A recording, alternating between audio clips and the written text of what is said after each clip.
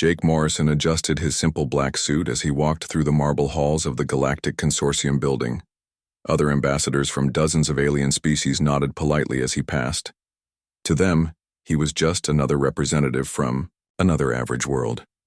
Jake smiled back, knowing they had no idea what humanity really was.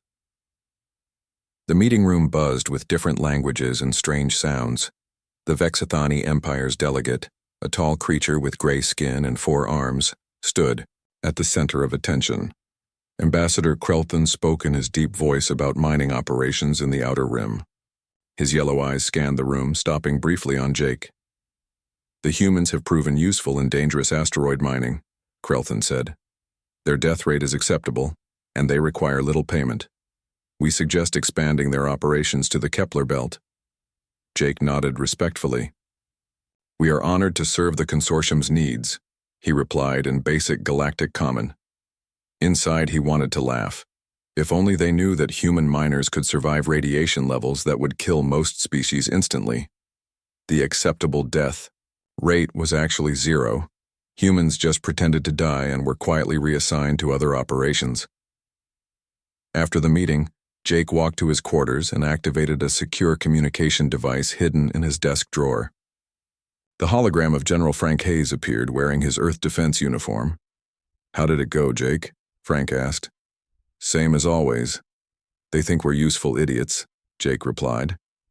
"Krelthan wants more mining teams." Frank nodded. "Good. Lisa Brooks is ready with 12 more ships. They'll look like basic cargo haulers, but you know what they really are." Jake did know. Captain Lisa Brooks commanded what appeared to be humanity's merchant fleet, but each ship carried enough firepower to level a city. Her crew had trained for years to look incompetent while being some of the best soldiers in known space. Far from the capital world, Lisa Brooks stood on the bridge of the New Horizon. To any observer, it looked like a simple cargo ship with basic engines and weak shields. Her crew of 20 seemed like ordinary traders and workers. Danny Carter, her chief engineer, pretended to struggle with simple repairs while actually maintaining some of the most advanced technology in the galaxy. "Captain, we're getting a distress signal from the Quillen transport," Amy Rodriguez reported from the communication station. Amy looked young and inexperienced, but she could hack into most alien computer systems without breaking a sweat. Lisa frowned. The Quillens were a peaceful species known for their art and music. They had no weapons and relied on consortium protection. "What's their situation?" "Pirates, ma'am. 3 ships moving to intercept them." Lisa looked at her crew. They all knew the rules. Humans were supposed to be average fighters at best. They could help, but they had to make it look difficult and costly. "All right, people, standard procedure. Danny, reduce engine power to 60% and make sure our weapons look like they're barely working. Amy, send a message to the pirates. Tell them we're just merchants and don't want trouble." Danny grinned. "Should I make the engines sound sick too?" "Perfect," Lisa replied. The New Horizon moved toward the conflict at what seemed like its maximum speed. The 3 pirate ships were sleek fighters, each one supposedly more than a match for Lisa's cargo hauler. The Quillen transport sent desperate messages asking for help. Lisa opened a channel to the pirates. "This is Captain Brooks of the Merchant. Ship New Horizon. We don't want any trouble. Maybe we can work something out." The pirate leader, a reptilian creature with scarred scales, laughed. "Stupid humans. Turn around or we'll blast you apart after we finish with the artists." Lisa looked at her weapons officer, Mike Thompson. Mike was a former Earth Marine who could hit a coin from 1,000 miles away. He nodded and prepared their weak weapons. "Fire. A warning shot, Mike. Make it look like we missed by accident." Mike fired their plasma cannon, deliberately missing the pirate ship by several meters. The blast was weak enough to look pathetic, but strong enough to get their attention. "That's your warning," Lisa broadcast. "Leave the Quillens alone." But pirates attacked immediately. Their weapons lit up space with bright energy beams. Lisa's crew performed their rehearsed roles perfectly. Danny shouted about failing shields while actually redirecting all power to weapons. Amy screamed about damaged communications while secretly jamming the pirates' systems. Mike cursed about weapon malfunctions while precisely targeting each enemy ship. The battle lasted exactly 7 minutes. To any observer, it looked like a desperate fight between outmatched humans and superior pirates. In reality, Lisa's crew was carefully destroying the pirate ships without making it look too easy. They had to take some damage to make it believable, so Danny allowed a few hits to their outer hull. When the last pirate ship exploded, Lisa opened a channel to the Quillen transport. "This is Captain Brooks, are you all right?" The Quillen captain, a creature that looked like a walking flower, appeared on screen with tears in his large eyes. "Thank you, brave humans. You saved our children. We will remember this kindness forever." Lisa smiled genuinely. This was why they kept up the act. Species like the Quillens needed protection, and humans could provide it better by staying hidden. "Just doing our job, Captain. Safe travels." After the Quillens jumped to hyperspace, Lisa's crew relaxed. Danny began real repairs to their cosmetic damage while Amy sent an encrypted report to Earth Command. Mike cleaned his weapons and prepared for the next difficult battle. "Captain," Amy said quietly, "I'm picking up increased Vexithani military traffic. Something big is happening." Lisa nodded. For 30 years, humanity had watched and waited. They had built secret alliances, hidden weapons, and trained armies. But the Vexithani Empire grew stronger every day, and their treatment of lesser species grew worse. Jake Morrison, back on the Capital World, received similar reports. The Vexithani were planning something called Project Cleansing. He didn't know what it meant, but the name made him nervous. As he prepared for sleep, Jake wondered how much longer they could maintain their disguise. Humanity was ready for war, but war meant revealing themselves. Once that happened, there would be no going back to their quiet role as the galaxy's useful servants. In the darkness of space, human ships continued their patrols, looking weak while staying strong, protecting the innocent while hiding their true power. The greatest military force in known space pretended to be merchants and miners, waiting for the day when pretending would no longer be enough. Dr. Amanda Hill walked through the bright white halls of the consortium's main research center. Her lab coat looked simple and plain, just like all the other scientists working there. But Amanda was not like the others. She was human, and she saw things differently. Her research partner was an alien named Glubtar. He looked like a large frog with blue skin and golden eyes. Glubtar came from a water world called Aquas Prime. His people were smart but gentle, never fighting wars or hurting others. "Amanda, you need to see this," Glubtar said in his wet, bubbling voice. His hands shook as he held a datapad. Amanda looked at the screen. What she saw made her stomach feel sick. The data showed medical experiments on living beings. The subjects were from different alien species. All of them were marked as inferior genetic samples by the Vexithani Empire. "Where did you get this?" Amanda asked. "I found it in the restricted files. The Vexithani have been taking prisoners from defeated worlds. They use them for terrible experiments. Look at this one." Glubtar showed her another file. It contained pictures of a species called the Meridians. They looked like small furry creatures with big eyes. According to the file, the Meridians were peaceful farmers who never fought anyone. The Vexithani had destroyed their homeworld 3 years ago, claiming they were rebels. "The file says all Meridians are dead," Glubtar whispered. "But look at these experiment records. They are dated from last month." Amanda felt anger building inside her. The Meridians were not dead. The Vexithani had lied to everyone. They had taken survivors and were using them as test subjects for biological weapons. "We have to report this," Amanda said. "I tried," Glubtar replied sadly. "I sent the information to the Consortium Council. They told me to delete everything and forget what I saw. When I asked why, they said it was classified for galactic security." Amanda realized something horrible. The Consortium leaders knew about the experiments. They were helping the Vexithani, or at least letting them continue. That same day, far away on Earth, Ryan Cox sat in a dark room filled with computers and screens. Ryan worked for Earth intelligence, listening to alien communications that they were not supposed to hear. His job was to watch for threats to humanity. His computer made a soft beeping sound. A new message had been intercepted from Vexithani High Command. Ryan read it and felt his blood turn cold. The message talked about Project Cleansing. It was a plan to kill all species that the Vexithani considered genetically inferior. The project had 3 phases. Phase 1 was already complete. They had secretly tested biological weapons on captured populations. Phase 2 involved identifying target species and their weaknesses. Phase 3 was mass extermination. Ryan kept reading and found something that made him stand up quickly. Humans were on the target list. According to the Vexithani analysis, humans were moderately useful but ultimately expendable.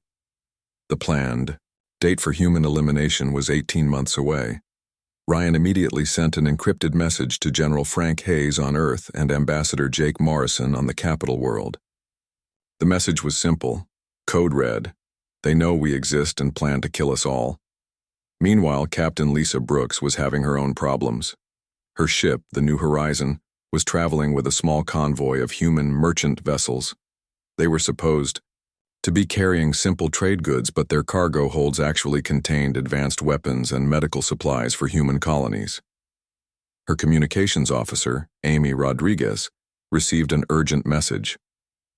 "Captain, we're getting a distress call from Haven Colony. It's not one of ours. It's a mixed settlement with refugees from 12 different species." Lisa knew about Haven Colony. It was supposed to be neutral territory, protected by consortium law. No one was allowed to attack civilian settlements there. "What's the situation?" Lisa asked. "Vexithani attack fleet, ma'am. 3 battle cruisers. They're demanding that Haven Colony surrender all residents for genetic testing and classification." Lisa felt anger rising in her chest. Everyone knew that Vexithani genetic testing meant death for most subjects. The colonists on Haven were refugees who had already lost their homeworlds. They had nowhere else to go. "How long until they reach Haven?" Lisa asked. 6 hours, Captain." Lisa looked at her crew. Danny Carter was working at his engineering station, trying to look busy with routine maintenance. Mike Thompson was checking their hidden weapons systems. They all knew what she was thinking. "Captain," Danny said quietly, "our orders are to maintain cover at all costs." Lisa nodded. Those were their orders. Humans were supposed to stay hidden until Earth Command decided it was time to reveal themselves. But people were going to die. While they pretended to be weak, Amy spoke up from her station. "Ma'am, I'm also detecting Quillen colony ships in the area. Remember the transport we saved last month? There are families on board, including children." Lisa closed her eyes and made her decision. "Set course for Haven Colony. Maximum speed." "But Captain," Mike said, "if we engage Vexithani battlecruisers, they'll know we're not just merchants." "Then we better make sure none of them survive to report it," Lisa replied. Her crew exchanged looks. They all understood what this meant. After 30 years of hiding, they were about to break cover. Once they revealed their true capabilities, there would be no going back. Back at the research station, Amanda Hill was having a meeting with 3 other alien scientists. She had been careful to choose people she trusted. There was Glubtar, of course, and also Zixara from the insect species, and old Professor Mundal from the rock people. "We have to do something," Amanda said. "The evidence is clear. The Vexithani are committing genocide and the consortium is helping them." "But what can we do?" asked Zixara. Her voice sounded like clicking beetles. "We are just scientists. We have no army." Amanda smiled. "We have something better. We have the truth, and we have access to every communication network in the galaxy." She showed them her plan. They would copy all the evidence and send it to every news service, every government, and every colony in known space. The Vexithani could not hide their crimes if everyone knew about them. "This is very dangerous," Professor Mundell said in his slow, grinding voice. "They will try to kill us." "They're already killing innocent people," Amanda replied.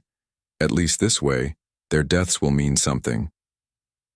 As night fell on different worlds across the galaxy, the pieces were moving into position. Amanda and her team prepared to reveal the truth about Vexithani atrocities. Lisa Brooks and her crew flew toward a battle that would expose humanity's real strength. Ryan Cox sent warnings to human colonies to prepare for war. The masquerade that had protected humanity for 3 decades was about to end. And when it did, the galaxy would never be the same. Captain Tony Martinez watched the green and blue planet of Haven Colony grow larger on his main screen. His ship, the Mercy Runner, looked like an old cargo hauler that barely held together. Paint was peeling from its hull, and one of its engines made strange noises. To anyone watching, it seemed like a ship that should have been scrapped years ago, but Tony knew better. Hidden beneath the fake rust and broken panels was one of humanity's most advanced stealth cruisers. His crew of 15 looked like tired merchants, but they were all trained soldiers with years of combat experience. "Captain, we're getting multiple distress signals from the planet," said his communications officer, Maria Santos. "The Vexithani fleet is already in orbit, 3 battle cruisers, just like the intelligence reported." Tony could see the enemy ships on his scanner. They were huge vessels, each one carrying enough firepower to destroy a city. Black and silver, they looked like metal sharks floating in space. Below them, Haven Colony's small defense stations were already burning. "What about the civilian transports?" Tony asked. "Still trying to evacuate, sir. But the Vexithani are firing on anything that moves. They've destroyed 2 refugee ships already." Tony felt his jaw tighten. Those ships had been carrying families, children, people who had already lost everything once and were now losing their lives for no reason except Vexithani cruelty. His weapons officer, Carl Davis, looked up from his station. "Sir, we could take those cruisers. Our plasma cannons are more advanced than anything they have. But if we do—" "I know," Tony said. "Orders are to maintain cover. But look at this." On the main screen, Tony showed them a live feed from Haven Colony's surface. Vexithani soldiers in black armor were moving through the streets. They were not trying to capture anyone. They were killing everyone they found. Men, women, children, elderly. Different species all dying together. "They're not even pretending this is about genetic testing," Tony said. "This is just murder." Maria spoke up from her station. "Captain, I'm getting a direct message from the Vexithani fleet commander. He's ordering us to leave immediately or be destroyed." Tony looked at his crew. These people had followed him for 5 years, pretending to be weak while watching stronger enemies hurt innocent people. They had done their duty and kept humanity's secret. But some things were more important than secrets. "Maria, open a channel." To the Vexithani commander. The screen showed a tall, gray alien with 4 arms and cruel yellow eyes. This was Commander Vexmill, known throughout the galaxy for his brutality. "Human merchant," Vexmill said in a cold voice. "You will leave this system immediately. This is Vexithani military business." "What kind of business involves killing children?" Tony asked. Vexmill laughed. "The business of cleaning inferior species from the galaxy. Your species is also on our list, human. Perhaps I should start with you." Tony felt something break inside him. 30 years of pretending. 30 years of watching and waiting while people died. 30 years of being careful and patient while monsters like Vexmill hurt anyone they wanted. "You know what?" Tony said. "I'm tired of pretending." He cut the communication and turned to his crew. "All hands, battle stations. Drop the act. Let's show them what a real human warship can do." Carl grinned and his hands flew over his weapons controls. The Mercy Runner's fake hull panels opened up, revealing rows of advanced plasma cannons and missile launchers. The ship's engines roared to life with full power, no longer disguised as weak civilian drives.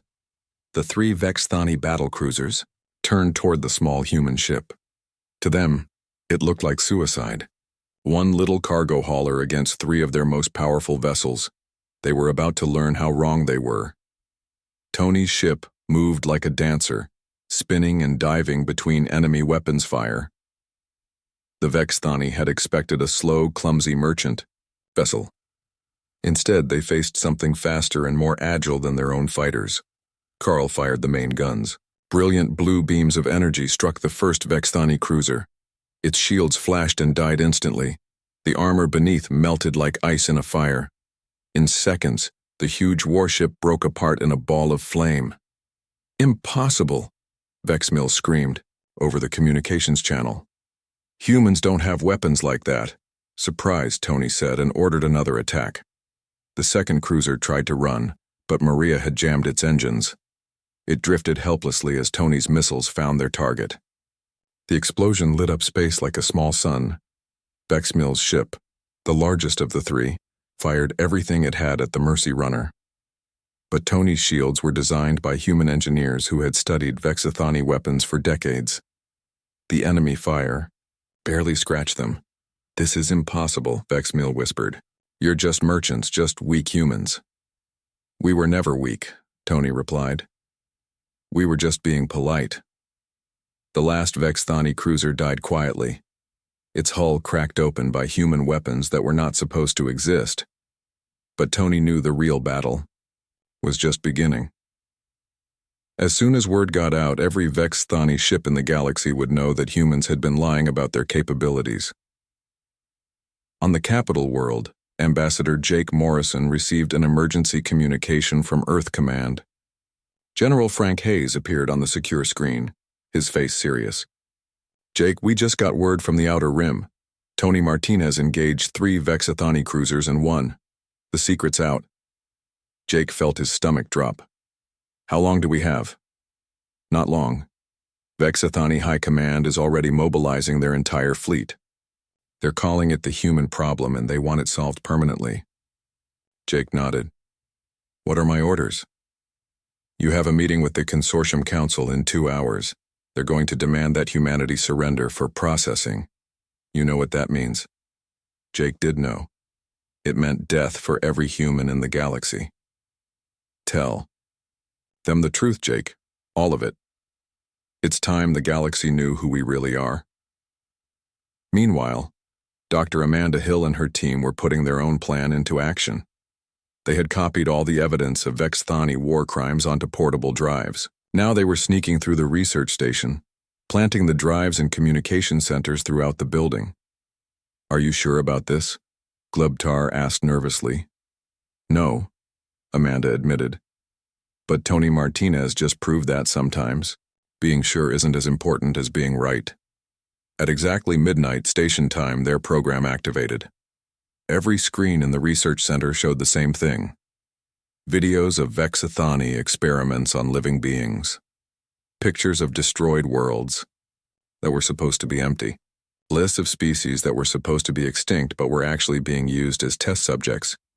The truth spread like fire through the station's communication networks. Within minutes, it reached the capital world. Within an hour, it was being broadcast to every corner of the galaxy. Jake Morrison walked into the Consortium Council chamber as emergency alarms rang throughout the building. The alien representatives were in chaos, shouting at each other in dozens of languages. The evidence was on every screen, impossible to deny or hide. Vexathani Ambassador Krelthan stood in the center of the room, his 4 arms waving angrily. "This is human trickery, lies and propaganda." "Then explain these," Jake said calmly, pointing to the screens showing Vexathani soldiers killing civilians on Haven Colony. The room fell silent. Everyone could see the truth now. The Vexathani Empire was not bringing order to the galaxy. They were bringing death. Jake activated his communicator and sent a signal to Earth. It was a simple message. Protocol Reaper. All across human space, ships that had pretended to be merchants and miners began to change. Hidden weapons emerged from fake cargo holds. Weak engines revealed their true power. Defense satellites that looked broken came online with devastating firepower. The masquerade was over. After 30 years of hiding, humanity was finally showing its true face to the galaxy, and the galaxy was about to learn why humans were called Deathworlders. General Frank Hayes stood on the bridge of the Earth Defense Command ship Thunderbolt. Through the massive windows, he could see hundreds of ships moving in perfect formation around Earth. For 30 years, the galaxy had thought humanity owned maybe 30 old vessels. Now they could see the truth. Over 800 advanced warships, all hidden until this moment. "Sir, Admiral Patricia Long reports the first battle group is ready for deployment," said his aide, Colonel Janet Murphy. Frank nodded. And Admiral Chris Bennett? The second battle group is launching from Proxima Centauri as we speak, sir. The shipyards there are fully operational. Frank smiled grimly. The Vexithani had never discovered humanity's secret shipyards. For decades, humans had been building warships in hidden systems preparing for this day. Now those ships would finally see battle. Signal all ships, Frank ordered. Operation Reaper is now active. Let's show the galaxy what humans can really do. Across the solar system, ships that had pretended to be cargo haulers and mining vessels began to transform. Captain Lisa Brooks watched from the bridge of her ship, the New Horizon, as fake hull panels fell away to reveal advanced weapon systems. Her crew worked with practiced efficiency, no longer hiding their skills. "Danny, give me full power to all systems," Lisa commanded. Her engineer, Danny Carter, grinned as he activated controls he had kept hidden for years. "You got it, Captain. All weapons online, shields at maximum, engines running at full capacity. Amy, contact all merchant vessels in the area. Tell them it's time to drop the act." Amy Rodriguez sent the coded message, and within minutes dozens of ships revealed their true nature. The galaxy watched in shock as humanity's weak merchant fleet became a powerful armada. Meanwhile, on the prison station called Kepler Fortress, Commander Steve Parker led his team through the dark metal corridors. The station held thousands of prisoners from species the Vexithani claimed were extinct. Steve's mission was to free them all. "Lieutenant Kelly Davis, report," Steve whispered into his radio. "We've secured the East Wing, sir. Found about 200 Meridian survivors. They're weak but alive." "Good. Sergeant Mike Thompson, what's your status?" "West Wing is clear, Commander. We found something interesting, though. These aren't just political prisoners. Some of these people have been here for decades. The Vexithani have been lying about extinct species for a very long time." Steve felt anger burning in his chest. The Vexithani had told the galaxy that rebellious species were completely destroyed. In reality, they kept survivors as slaves and test subjects. "Stay focused, people. We need to get everyone out before Vexithani reinforcements arrive." Steve's team moved like shadows through the station. They had trained for this mission for years, memorizing every corridor and security system. The Vexithani guards never knew what hit them. In the main prison block, Steve found hundreds of aliens from dozens of species. Some looked human-like, others were very different. All of them were thin and scared, but their eyes lit up when they saw the human soldiers. "We're here to get you out," Steve told them. "Can you walk?" An old creature that looked like a walking tree spoke up. "We can walk, we can run, we can fight if you give us weapons." Steve smiled. "I was hoping you'd say that."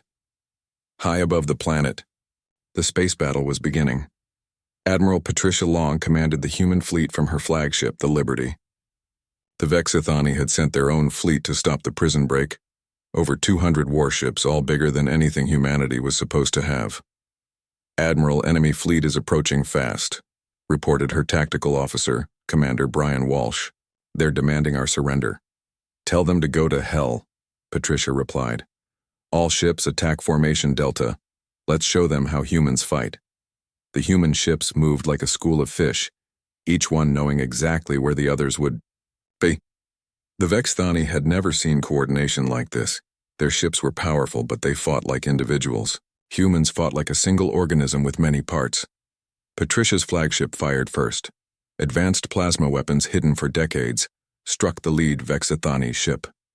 Its shields collapsed instantly, and the hull began to melt. The enemy had never faced weapons this advanced. "Sir, their shields are adapting to our fire," Commander Walsh reported. "Then we adapt too," Patricia said. "All ships, switch to quantum torpedoes."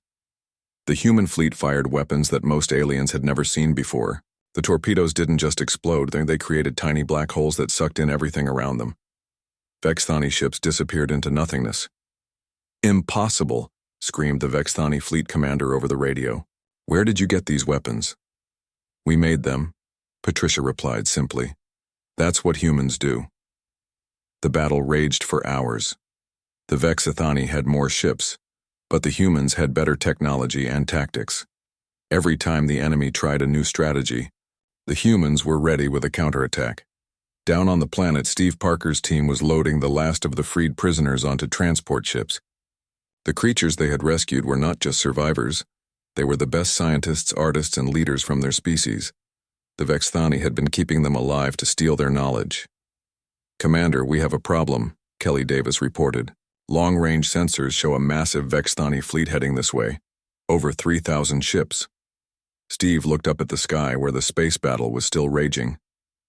"How long until they get here?" 6 hours, sir." Steve made a decision. "Contact Admiral Long.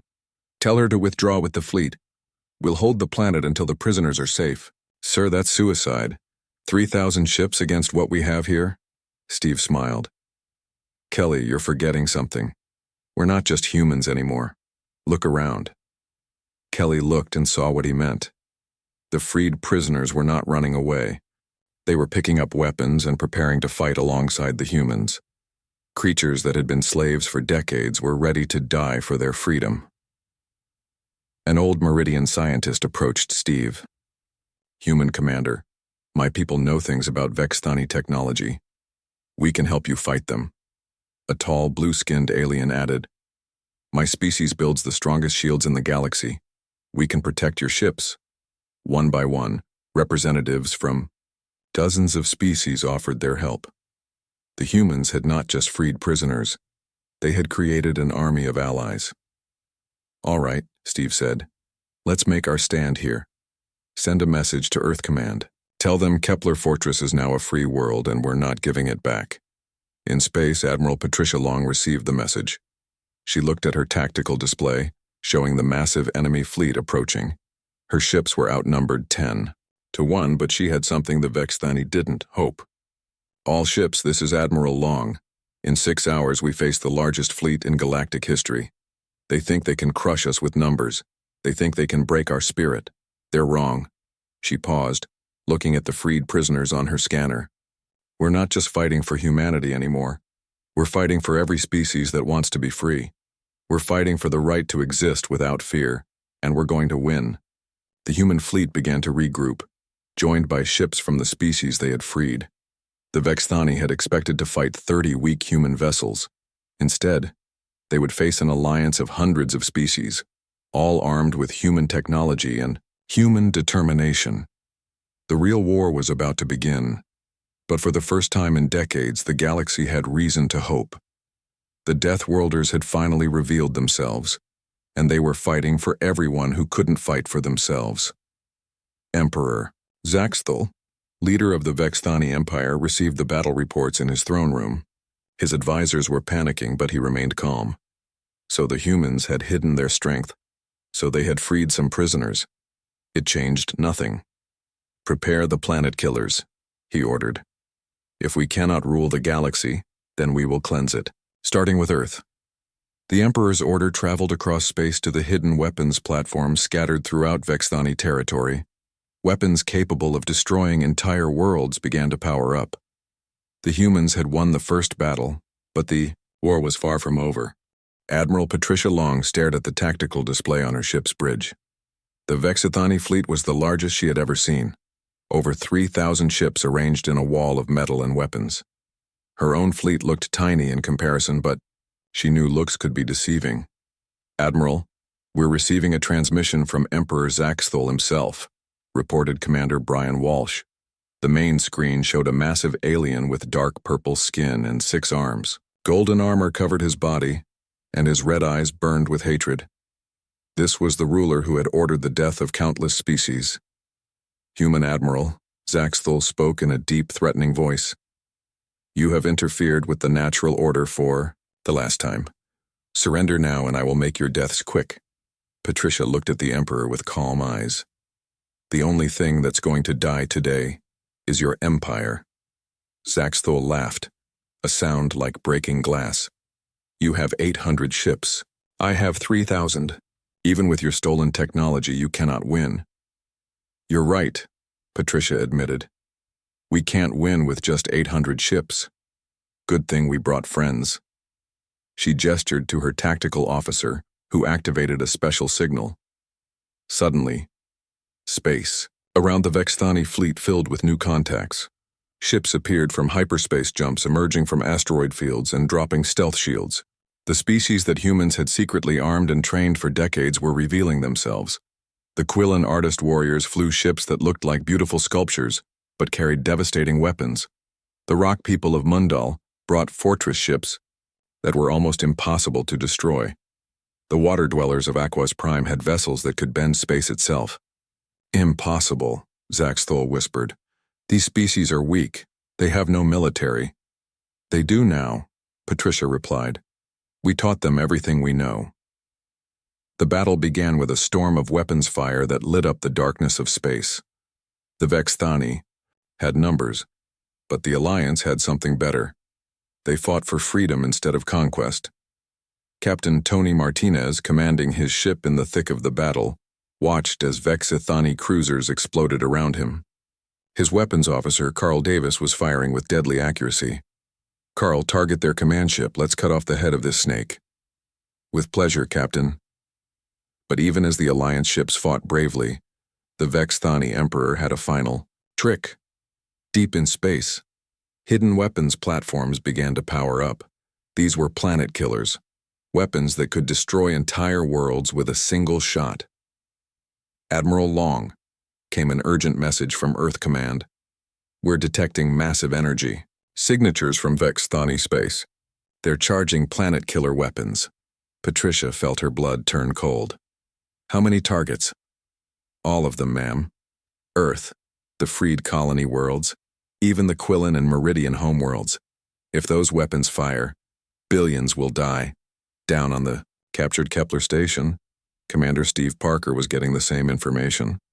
Dr. Amanda Hill had joined his team after escaping from the research center. She was studying captured Vexithani computers, trying to find a way to stop the planet killers. Steve, I found something, Amanda called out. The Planet Killer Network has a central control station. It's on the Emperor's flagship. Can we disable it remotely? No, but if someone could get to the control room and input the shutdown codes, the whole network would go offline. Steve looked at his team. Getting to the Emperor's flagship in the middle of the largest space battle in history seemed impossible. But then again, humans specialized in doing impossible things. Kelly, Mike, you're with me? We're going to steal an enemy ship and pay the Emperor a visit. Lieutenant Kelly Davis shook her head. Sir, that's crazy even for us. Crazy is what we do best, Steve replied with a grin. While the space battle raged, Steve's small team used a captured Vexithani shuttle to approach the Emperor's massive flagship. The ship was so big it looked like a floating city, covered with weapons and armor.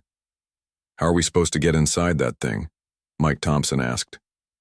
The same way we got into Kepler Station, Steve replied. We pretend to be someone else. Using uniforms taken from captured guards, the human team bluffed their way past security checkpoints. They moved through corridors filled with Vexthani soldiers, acting like they belonged there. The Emperor's throne room was at the center of the ship, surrounded by layers of security. But Steve's team had studied Vexthani architecture for years. They knew every weakness in their designs. Amanda, we're at the control room, Steve whispered into his radio. What do I do? There should be a central console with 6 input panels. You need to enter the shutdown codes in the right order. Steve found the console and began typing. Around him, his team stood guard as Vexithani alarms began to sound. Someone had discovered their presence. Steve, hurry up, Kelly urged as enemy soldiers approached their position. Almost got it, Steve replied, his fingers flying over the alien controls. The planet killer weapons were charging up, ready to destroy worlds filled with innocent people. Steve entered the last code and held his breath. The console flashed green. All across Vexithani space, the planet killer weapons powered down and went offline. But their mission wasn't over yet. Emperor Zaxithol burst into the control room with a squad of his personal guards. The Emperor was huge, twice the size of a human, and carried energy weapons in 4 of his 6 hands. Humans, Zaxthol snarled. You have destroyed everything I built. Your empire was built on murder, Steve replied, raising his weapon. It needed to be destroyed. The fight in the control room was brief but violent. Zaxthol was strong and fast, but Steve's team had trained for years to fight opponents bigger than themselves. When the smoke cleared, the Emperor lay dead and his guards were defeated.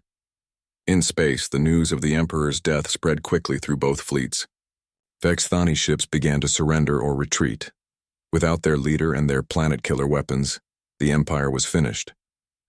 Admiral Patricia Long opened a channel to all ships in the battle area. "This is Admiral Long to all vessels. Emperor, Zaxthul is dead. The Vexthani Empire is defeated. Any ship that surrenders will be treated fairly under galactic law." Captain Tony Martinez was the first to respond. "Admiral, we're receiving surrender signals from over half the enemy fleet. The rest are jumping to hyperspace." But the biggest surprise came from Dr. Amanda Hill, who was still studying captured Vexthani data. "Patricia, you need to see this. I found something in the Emperor's personal files." The information Amanda discovered changed everything. The Vexthani had not always been conquerors. Thousands of years ago, they had been peaceful scientists on a dying world. They had built their empire not from greed, but from fear. Fear of becoming extinct like so many other species. They were refugees, Amanda explained to the Alliance leaders gathered on Patricia's flagship. Their original world was destroyed by a natural disaster. They became conquerors because they thought it was the only way to survive. Ambassador Jake Morrison, who had arrived from the capital world, nodded thoughtfully. "Then we don't just defeat them, we help them find a better way." The war was over, but the real work was just beginning. The galaxy had to be rebuilt, and this time it would be built on cooperation instead of fear. 5 years later, the new Galactic Federation held its first democratic election. Representatives from hundreds of species, including reformed Vexthani worlds, worked together to create laws that protected everyone. Ambassador Jake Morrison stood before the Federation Council, no longer hiding what humanity could do. "We learned something important," he told the assembled delegates. "The strongest species in the galaxy is not the one with the biggest weapons. It's the one that uses its strength to protect others." Admiral Patricia Long, now commanding the Federation Defense Fleet, smiled as she watched ships from dozens of species working together on patrol missions. Her flagship was still called the Liberty, but now it carried crews from many worlds. Captain Lisa Brooks commanded a research vessel, helping to restore species that the Vexthani had claimed were extinct.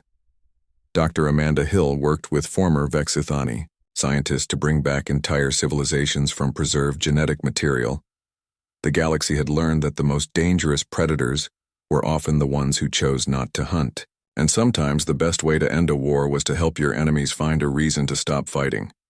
Humanity had revealed itself to the galaxy not as conquerors, but as protectors, and the galaxy was a better place because of it.